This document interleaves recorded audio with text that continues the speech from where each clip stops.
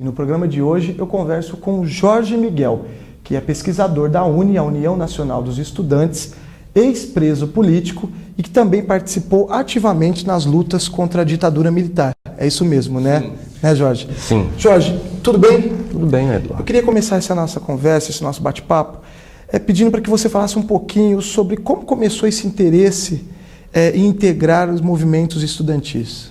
Bom, integrar, ou seja, eu fui integrado, porque uma vez que na época da ditadura militar, Brasil, 64, 85, eu já entrei bem no final dela. Justamente na época o presidente era João Batista Figueiredo, o último presidente da ditadura militar. O governador do meu estado, eu sou de Salvador. Você é natural de Salvador? Eu sou natural de Salvador, sou soteropolitano. O governador do meu estado era o Antônio Carlos Magalhães. E o ministro da Educação era Rubens Ludwig, general de 4 estrelas. Então, eu fui integrado. Uma vez que você entra na universidade, em plena ditadura militar, você, não sendo conservador e não sendo uma pessoa conciliatória com o status quo, você vai ter que ir para o enfrentamento. Então, eu tinha já uma posição de esquerda e todo o pessoal de esquerda naquela época dentro da universidade era tido como inimigo mor da ditadura. Então, eu, como estudante de Ciências Sociais, a visão de mundo de um estudante de Ciências Sociais... O curso que você fazia era Ciências Sociais na Universidade Federal da Bahia. Da Bahia. Então, um estudante de Ciências Sociais, ele tem o dever e deve ter seriedade para isso, para objetivar suas análises políticas e sociais de uma maneira isenta, imparcial. E como foi a sua história dentro do movimento estudantil logo no começo? Bom, todo estudante pobre que comece a ousadia, entre aspas, de entrar na universidade, ele vai ter que sobreviver lá dentro até conseguir terminar seu curso. Hoje chama-se isso permanência estudantil, que infelizmente parece ser a temática maior e a prática maior da maioria dos universitários pobres hoje. E então você tem que sobreviver. Então você chega na universidade, 90% do meu tempo, especificamente, era luta estudantil, enfrentamento à ditadura, uma ditadura essa que, para um calouro, eu não sabia o que era. Eu sabia que a gente estava sendo massacrado, isso eu sabia. A gente tinha um regime que tinha estudante como baderneiro, que ia para a rua engarrafar as ruas, dar pedrada em militares, brigar contra as forças de segurança, isso, mas você não sabia o contexto. Então, é uma situação que para o calouro ele vai muito naquela da boa-fé, do que eu estou precisando, eu quero estudar, mas não me estão garantidos os meus direitos mínimos, tipo direito à moradia, direito a uma boa alimentação, direito a um curso não manipulado pelo MEC. Então nós tínhamos essa análise política, e isso era um treino contínuo, todo dia, dentro do restaurante universitário da Federal da Bahia, e nas passeatas, nas lutas estudantis que eram comuns naquela época, né?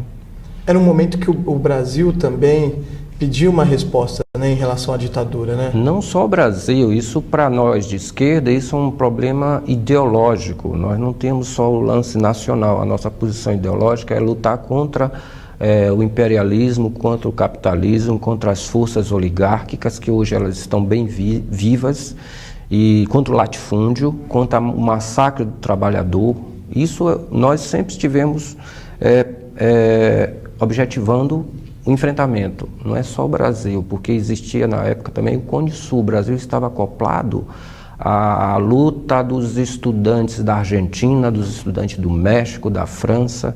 Nós estudantes, nós tínhamos essa conexão. Então não pode partidarizar a coisa, deixar em termos nacionais brasileiros. Não somente no Brasil. Não, né? Quando você fala, nós tínhamos essa conexão, vocês trocavam, falavam com estudantes por exemplo, da Argentina, os franceses, que teve a Revolução de Maio de 68, sim, né? Que foi um muito despontar da classe estudantil internacional, que isso somou muito para nós aqui no Brasil. O que eles fizeram na França, Maio 68, né? Influenciou, sim, não só aqui, como em qualquer parte do mundo. Os estudantes, eles passaram a ter uma visão internacional da coisa, que é muito comum a gente, quando não tem uma visão geopolítica, a gente pensar que o mundo termina no nosso bairro e começou na nossa família. Não é assim. Então eu, na Universidade Federal da Bahia, eu tinha ideia só de Salvador. Hoje, você me pergunta, a evolução dos estudantes hoje. A maioria dos estudantes vão a Cuba. Nós na Uni nós temos o diretor de Relações Internacionais, né, que viaja o mundo inteiro.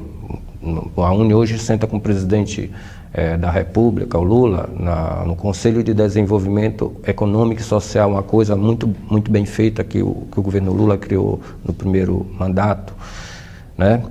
Então, quer dizer, no momento que você coloca o Brasil, a gente tende a achar que a coisa só se dava aqui. Não, assim como nossos inimigos tinham as conexões da CIA, Central de Inteligência Americana, né?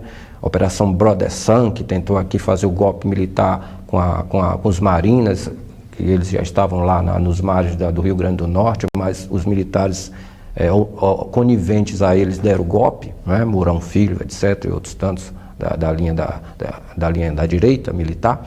Então, nós tínhamos nossas conexões com Cuba, com a China, com a Argélia, e de repente, se estava numa reunião de estudante, entrava um argentino que ele veio lá da Argentina do movimento dele. Aí a gente não tinha as nossas forças também, internacionalistas. Isso é próprio da esquerda.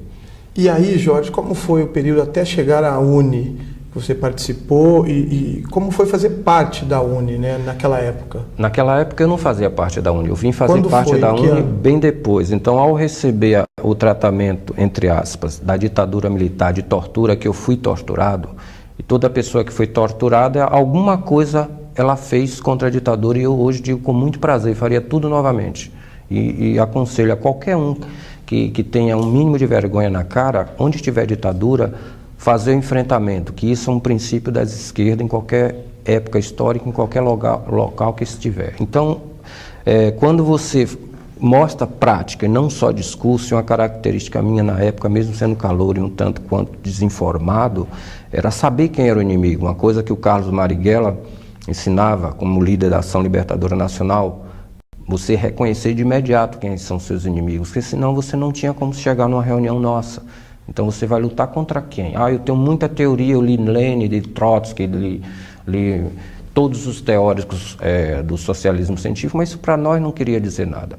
Então, quando você faz a prática, e eu fiz muitas, eu devo ter feito umas 50 ocupações dentro dos campos universitários do Brasil afora, principalmente começando lá na Bahia. Então, a ditadura não quer prática contra ela. Ela quer tipo que você fale muito bonito no seminário, que você explique que ela é ameaçadora, mas você não vai fazer nada para evitar. Isso é a posição do crítico, que é a posição mais cômoda que tem. Você vai chamar isso, como a gente chamaria lá no Rio de Janeiro, a esquerda de bar, de Copacabana, né? Que ali todo mundo faz e acontece. Aí chega o primeiro pipoco de 38, né?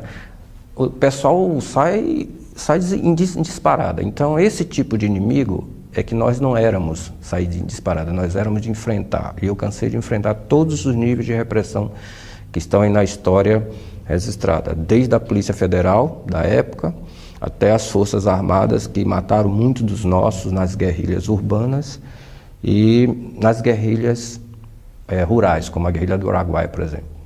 Na sua opinião, você acha que a gente vive hoje no Brasil, falando de Brasil, uma ditadura capitalista?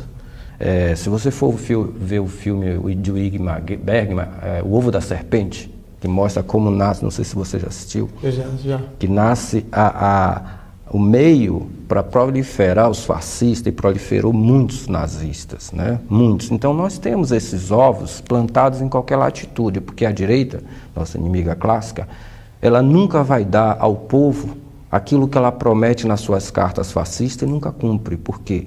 Porque o povo tem que só legitimar, via processos pseudo-democráticos, posições de políticas e administrações em estados por elas controlados,